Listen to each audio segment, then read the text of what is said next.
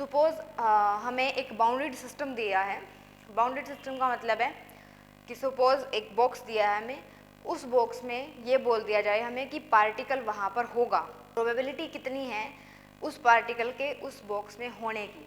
Hello everyone, आज के lecture में हम डिस्कस करेंगे wave packet and wave function. तब ये जो वैल्यू है ओवरऑल, अगर ये ज़्यादा है, अगर ये स्पीड ऑफ लाइट है, तो ओवरऑल जो ये राइट हैंड साइड है हमारी, ये क्या है, बहुत बड़ी है। अगर ऐसा है, अगर Vp ग्रेटर देन c है, तो इसका मतलब है ये जो वेव है वो इतनी फास्ट ट्रैवल करेगी। वेव तो कहाँ पहुँच जाएगी पता नहीं, इतनी फास्ट अगर वो मूव कर रही है तो वेव जो है वो इतनी दूर जा चुकी होगी, और जो मटेरियल की है, जो भी मटेरियल है वो अभी तक यहीं पे है। इसका मतलब क्या है, जो मटेरियल पार्टिकल है जो हम बोल रहे थे कि वेव के साथ एसोसिएटेड होता है, वो पीछे रह जाएगा और वेव क्या चली जाएगी, आगे चली जाएगी। जो भी सही कॉन्सेप्ट है वो क्या है, जो सही कॉन्सेप्ट है वो किसने बताया था, स्क्रोडिंगर। यहाँ से जो भी बेसिक हम बोलते हैं, क्वांटम मैकेनिक्स का बेसिक या फिर बिल्कुल स्टार्टिंग का जो पॉइंट है वो स्टार्ट होता है आपका स्क्रोडिंगर वेव इक्वेशन से। जो भी स्क्रोडिंगर वेव इक्वेशन है वो तो हम बाद में डिराइव करेंगे, लेकिन सबसे पहले जो फर्दर जो भी रिजोल्यूशन है वो किसने किया था, स्क्रोडिंगर ने किया था। जो भी हम अभी गलत बता रहे थे जिस इक्वेशन को, उसको मॉडिफाई किया था किसने, स्क्रोडिंगर ने। स्क्रोडिंगर ने क्या बताया कि जब भी सपोज कि ये मटेरियल पार्टिकल क्या कर रहे हैं, ट्रैवल कर रहे हैं, तो इस मटेरियल पार्टिकल के साथ, मतलब जब ये पार्टिकल ट्रैवल करेंगे तो इनके साथ कंसंट्रेटेड वेव पैकेट्स ट्रैवल करेंगे। मतलब उसी को क्या बोलते हैं, कंसंट्रेटेड जो भी वेव हैं, पूरा का पूरा ग्रुप ऑफ वेव, उसको हम क्या बोलते हैं, वेव पैकेट बोलते हैं। तो यहाँ से ऐसा नहीं है कि एक सिंगल वेव होगी, यहाँ पे बहुत सारी वेव्स जो हैं वो कंप्लीट इस टाइप से पूरा का पूरा ग्रुप होगा वेव का, नॉट ए सिंगल वेव, ठीक है। तो ये थोड़ी मॉडिफिकेशन थी जो भी हमने पहले पढ़ा। अब जो भी ग्रुप ट्रैवल करे, जरूरी नहीं है कि जो उनकी वेलोसिटी है वो सबकी सेम होगी, या एम्पलीट्यूड सबका सेम होगा, ठीक है, या फ्रीक्वेंसी सबकी सेम होगी। मे बी उनकी जो वेलोसिटी है वो डिफरेंट हो सकती है, एम्पलीट्यूड है वो डिफरेंट हो सकता है, ठीक है। तो यहाँ से अभी हम जनरलाइज्ड इक्वेशन लिखेंगे हम, वो क्या रिप्रेजेंट करेगी, जो भी हमने अभी बोला कि वेव पैकेट होता है उसको, मतलब एक तरीके से प्लेन मोनोक्रोमेटिक वेव को रिप्रेजेंट करेगी। जो भी हम अभी इक्वेशन लिखेंगे, psi R T. Sai R T का मतलब क्या है, जो भी साई आर टी है इसको हम बोलते हैं वेव फंक्शन। हमें क्या बताता है ये हमें बताता है बिहेवियर ऑफ पार्टिकल। जो भी पार्टिकल है उसका बिहेवियर क्या है, ये साई आर टी हमें वो ये बताता है। और एक बहुत इम्पोर्टेंट बात, जब यहाँ पर हमने क्या लिखा है, जब यहाँ पर हम लिख रहे हैं कि जो भी साई है वो फंक्शन है आर का। आर का मतलब क्या है, स्पेस के अंदर तीनों कोऑर्डिनेट, मतलब अगर हम 3 डायमेंशनल के अंदर बात कर रहे हैं तो 3 डायमेंशनल में ये फंक्शन आर का मतलब यहाँ पर 3D से है। मे भी हो सकता है इसको हम ऐसे भी लिख सकते हैं, अगर हम 1 डायमेंशनल की बात कर रहे हैं एक्स टी भी लिख सकते हैं, साई वाई टी भी लिख सकते हैं, साई जेड टी भी लिख सकते हैं। मतलब ये अलग अलग कोऑर्डिनेट सिस्टम की बात कर ली हमने, प्लस उसका टाइम, मतलब दोनों का फंक्शन होना चाहिए हमारा जो साई है वो, तभी हम उसको क्या बोलते हैं, वेव फंक्शन। अगर बाय चांस हम यहाँ पर टी नहीं लिख रहे हैं तो इसका मतलब है कि ये जो इस साई आर है, सिंपली इसको हम क्या नहीं बोल सकते, it's not a wave function. जब हम यहाँ पर टी लिखेंगे तभी हम इसको वेव फंक्शन बोल सकते हैं। अभी जो भी कंप्लीट क्वांटम मैकेनिक्स चलेगी हमारी, वो कंप्लीट किस पे चलेगी, it's a most important term, that is Sai R T. Classical mechanics में साई आर टी जो भी फंक्शन है वो वहाँ कहीं पे भी नहीं जो है डिफाइन होता है। जो अल्टीमेटली अगर हम क्वांटम मैकेनिक्स की बात कर रहे हैं तो वो डिपेंड करता है प्रोबेबिलिटीज़ पे। जो भी क्वांटम मैकेनिक्स है उसके अंदर हम एक कॉन्सेप्ट होता है, डिपेंड ऑन, ये पूरा का पूरा किस पे चलता है, प्रोबेबिलिटी पे चलता है। सपोज हमें एक बाउंडेड सिस्टम दिया है। बाउंडेड सिस्टम का मतलब है कि सपोज एक बॉक्स दिया है हमें, उस बॉक्स में ये बोल दिया जाए हमें कि पार्टिकल वहाँ पर होगा, प्रोबेबिलिटी कितनी है उस पार्टिकल के उस बॉक्स में होने की, वो निकालना, वो हमारा क्या है, क्वांटम मैकेनिक्स। तो स्क्रोडिंगर ने एक टर्म डिफाइन की, that is Sai R T. इसे नेक्स्ट हम चलते हैं। अभी हमने क्या बोला था कि हमारे पास क्या है, पूरा का पूरा पैकेट्स है वेव का, तो उसको हम रिप्रेजेंट कैसे करेंगे मैथमेटिकली। इसको हम ऐसे रिप्रेजेंट करेंगे, simplest way to represent the wave को कंप्लीट रिप्रेजेंट करने का तरीका क्या है, mathematically can be written as a, mathematically उसको कैसे लिखेंगे, psi R T equals to A का मतलब यहाँ पर जो है वो एम्पलीट्यूड से होता है, ये एक तरीके से कांस्टेंट वैल्यू होती है, एक्सपोनेंट आइटा के आर माइनस ओमेगा टी। इस तरीके से हम क्या करते हैं, वेव को रिप्रेजेंट करते हैं। ए की वैल्यू यहाँ पर कांस्टेंट होती है, एक तरीके से ये एम्पलीट्यूड को रिप्रेजेंट कर रहा है। ये जो वैल्यू है वो कांस्टेंट होती है, ये हम नॉर्मलाइज्ड फैक्टर से निकालते हैं, जो हम चैप्टर के लास्ट में पढ़ेंगे। फिलहाल के लिए हमारे पास जो ए है उसका मतलब क्या है, एम्पलीट्यूड है, ठीक है। यहाँ पर ये जो इक्वेशन हमने लिखी है, ये क्या रिप्रेजेंट कर रही है कि वेव क्या कर रही है, ट्रैवल कर रही है विद वेवलेंथ कितनी है उसकी, 2 पाई बाय के। इस वेवलेंथ से वो क्या कर रही है, मूव कर रही है। एक तरीके से ये भी रिप्रेजेंट कर रही है कि जो भी फ्रीक्वेंसी है वो डिस्टर्ब हो रही है, ठीक है। फ्रीक्वेंसी डिस्टर्ब हो रही है, लैम्डा जो है हमारे पास ये है, और ये वेव कैसे ट्रैवल कर रही है। जब भी वेव ट्रैवल करती है तो वहाँ पर जिस तरीके से वो ट्रैवल करती है, जिस भी डायरेक्शन में वो ट्रैवल करती है, वहाँ पर एक कांस्टेंट यूज़ होता है जिसको हम प्रोपेगेशन कांस्टेंट बोलते हैं। तो ये जो है वो किसके साथ ट्रैवल कर रही है, प्रोपेगेशन कांस्टेंट के साथ, ठीक है। यहाँ पर एक्सपोनेंट के अंदर के का मतलब हमारे पास प्रोपेगेशन कांस्टेंट है, आर का मतलब हमारे पास स्पेस डायमेंशनल से है, 3 डायमेंशनल से है, ओमेगा मतलब यहाँ पर हमारा फ्रीक्वेंसी से है, और टी मतलब टाइम से है, बिकॉज जो भी साई है वो फंक्शन है किसका, टाइम का भी।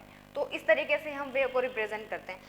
अभी तक जो भी ये इतना आने के बाद ये कंप्लीट एक टॉपिक है wave packet and wave function, इसके अंदर ही ये सब कुछ चल रहा है। मतलब इसी के अंदर हमें क्या बताना है, इसी के अंदर हमें वेव फंक्शन को डिफाइन करना है, इसी के अंदर हमें वेव पैकेट्स को डिफाइन करना है, इसी के अंदर हमें इक्वेशन बतानी है वेव को रिप्रेजेंट करने की, 1 डायमेंशनल में भी 3 डायमेंशनल में भी। अभी हम उसको लिख रहे हैं।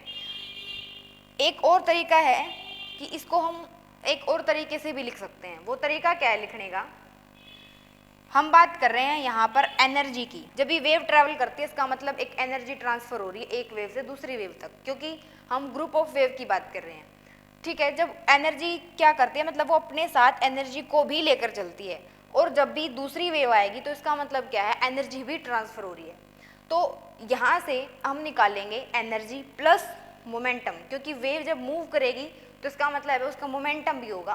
तो अल्टीमेटली अब हम क्या फाइंड आउट कर रहे हैं, क्वांटम मैकेनिक्स के अंदर एनर्जी को और मोमेंटम को कैसे लिखते हैं। तो यहाँ पर एनर्जी कैसे लिखेंगे, E। अब तक जो हमने एनर्जी पढ़ी है फॉर्मूला हम वही यूज करेंगे, कॉन्सेप्ट हम क्वांटम मैकेनिक्स के यूज करेंगे, तब हम डिराइव करेंगे कि एनर्जी को कैसे लिखते हैं। Energy equals to H mu. अब हम क्या करेंगे, इसी इक्वेशन को अगर हम 2 पाई से मल्टीप्लाई कर दें और 2 पाई से डिवाइड, तो इक्वेशन पर कोई फर्क नहीं पड़ेगा, ठीक है। लेकिन अगर हम इसको रीअरेंज करके लिख रहे हैं, h divided by 2 pi into 2 pi mu. Mu का मतलब क्या है, फ्रीक्वेंसी है। अब यहाँ से h डिवाइडेड बाई 2 पाई को हम क्या बोलते हैं, h कट। जो भी h है यहाँ पर प्लैंक्स कांस्टेंट होता है, लेकिन अगर हम उसको डिवाइड कर देते हैं 2 पाई से इन क्वांटम मैकेनिक्स, तो वो क्या बन जाता है, h कट बन जाता है। यहाँ से 2 पाई म्यू, ये फॉर्मूला हमें पता है इसका होता है। अगर हम ओमेगा की बात करें, 2 पाई डिवाइडेड बाई टी, 1/t हमारा क्या होता है, मतलब नंबर ऑफ रिवॉल्यूशन पर सेकेंड, वो हमारा फ्रीक्वेंसी बनता है। तो यहाँ से 1/t हमारे पास म्यू के बराबर होता है, तो इसका मतलब है 2 पाई म्यू को हम क्या पुट कर सकते हैं, ओमेगा। तो ये हमारा क्या हो गया, एनर्जी। तो एनर्जी से जब अब हम लिखेंगे, अभी तक हम एच म्यू लिख रहे थे, एच म्यू किसके अंदर था, ओल्ड क्वांटम मैकेनिक्स के अंदर था। लेकिन अगर हम न्यू क्वांटम मैकेनिक्स की बात कर रहे हैं तो एनर्जी किसके बराबर होगी, हमारी ओमेगा के बराबर होगी। तो यहाँ से अब हमारे पास एनर्जी का फॉर्मूला क्या आ गया, H cut omega. Quantum mechanics के अंदर एनर्जी किसके बराबर होती है, एच कट ओमेगा के बराबर। ठीक है, तो इसको हम हटा के एनर्जी अब रखते हैं सिर्फ एच कट ओमेगा। अब हमारा टारगेट है मोमेंटम निकालने का। मोमेंटम कैसे निकालेंगे, जिस तरीके से हमने एनर्जी निकाली है उसी तरीके से मोमेंटम की बात कर रहे हैं।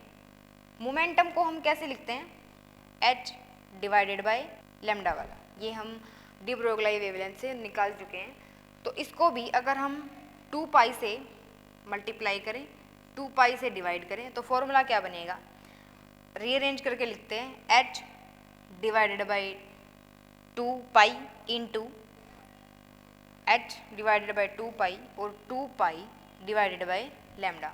ये जो h बाय 2 पाई है ये क्या होता है, h कट होता है, इसको डिराक्स भी बोल देते हैं। जो भी h कट होता है इसको डिराक h भी बोल देते हैं। 2 पाई को हम क्या बोलते हैं, 2 पाई डिवाइडेड बाय लैम्डा हमारे पास क्या होता है, प्रोपेगेशन कांस्टेंट होता है।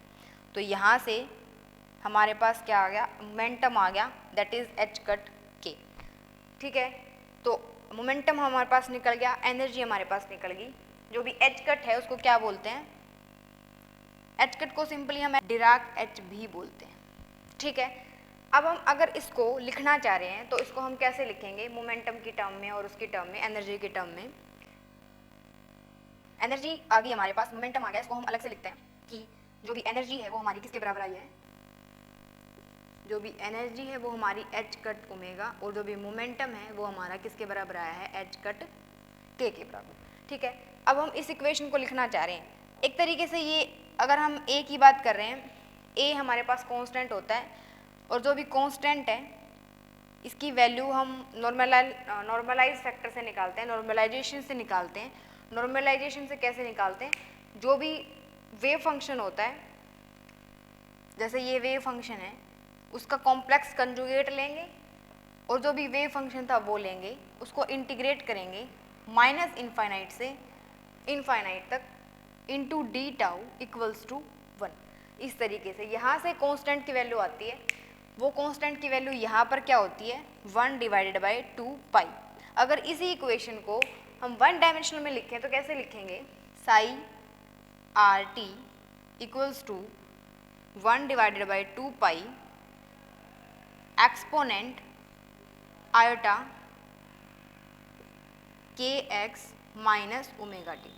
ठीक है, अब हम इसको एनर्जी के और मोमेंटम की टर्म में लिखेंगे तो ऐसे लिखेंगे, अगर हम यहाँ पर h कट से मल्टीप्लाई कर दें, सपोज हमने h कट से मल्टीप्लाई कर दिया, h कट से इसको डिवाइड कर दिया, तो यहाँ पर क्या बनेगा, h कट की क्या होता है, मोमेंटम होता है। तो यहाँ पर हम क्या लिखेंगे, मोमेंटम, ये हमारी क्या बन जाएगी, एनर्जी। तो इसको अल्टीमेटली जो भी साई आर टी है वो क्या होता है हमारा 2 पाई h कट, ये कंप्लीट जो है वो हमारा कांस्टेंट है, exponent eta P x H cut minus E T. इस तरीके से लिखेंगे। ये हमारा फाइनल रिजल्ट है कि अगर वेव पैकेट है, मतलब वेव कंप्लीट वेव है हमारी, तो उसको हम कैसे रिप्रेजेंट करते हैं, इस इक्वेशन से रिप्रेजेंट करते हैं। इसके बाद क्या है, ये जो हमने लिखा है, जो भी वेव है, वेव पैकेट को हम ऐसे रिप्रेजेंट करते हैं। लेकिन अगर बहुत सारी वेव क्या कर रही हैं, ट्रैवल कर रही हैं, तो वो क्या करेंगी, एक दूसरे को जब भी वो प्रोपेगेट कर रही हैं, तो अल्टीमेटली अगर हम उसको इक्वेशन के अंदर रिप्रेजेंट करना चाहते हैं, बिकॉज वो कंप्लीट ग्रुप है वेव का, तो कंप्लीट जो वेव फंक्शन है वो किसके बराबर होगा, बिकॉज वेव पैकेट्स जब दूसरी वेव यहाँ पर है या फिर और भी वेव हैं या फिर जितनी भी वेव हम यहाँ पर ड्रा करना चाहते हैं, मतलब कंप्लीट वेव पैकेट, उसको रिप्रेजेंट करने के लिए हम यहाँ पर क्या लिखते हैं, मतलब कंप्लीट जो फंक्शन होगा वो हमारा क्या होगा। अगर 1 डायमेंशनल की बात कर रहे हैं तो यहाँ पर r की जगह पे x वेक्टर होगा, यहाँ हम उसको इंटीग्रेट करके लिखते हैं माइनस इनफाइनाइट से इनफाइनाइट तक। ठीक है, ये हमारा रिजल्ट बनेगा अल्टीमेटली ग्रुप ऑफ वेव को, यानी कि वेव पैकेट को रिप्रेजेंट करने का। ठीक है, तो आज हमने किया wave packet and wave function. ठीक है, नेक्स्ट लेक्चर में मिलते हैं। Thank you.